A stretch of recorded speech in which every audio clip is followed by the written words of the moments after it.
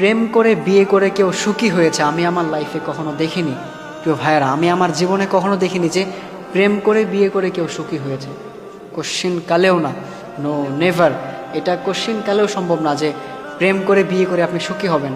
আমাদের মধ্যে অনেক ভাইয়েরাই আছেন, অনেক বোনেরাই আছেন যারা স্বপ্ন দেখতেছেন যে আমি প্রেম করে বিয়ে করে অনেক হ্যাপি থাকবো, অনেক ভালো থাকবো।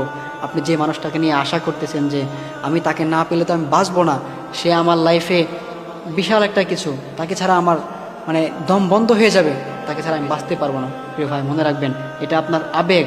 এই আবেগ আপনার বেশি দিন থাকবে না।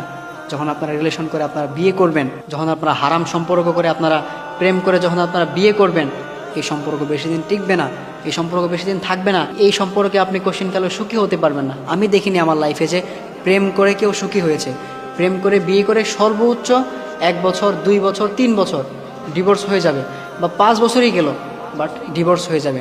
প্রেম করে বিয়ে করে কেউ কখনো সুখী হতে পারে না, কারণ যে সম্পর্কটা হারাম দিয়ে শুরু হয়, যেটা আপনি হারাম দিয়ে শুরু করেন, এই হারামের মধ্যে আপনি আরাম কীভাবে খোঁজেন? কোশ্চিন কালেও সম্ভব না। হারামে কখনো আরাম থাকতে পারে না। How is a possible? হারামে কোশ্চিন কালেও আরাম থাকতে পারে না, এটা কোশ্চিন কালেও সম্ভব না প্রিয় ভাই। এই জন্যে আপনি যে হারাম সম্পর্ক নিয়ে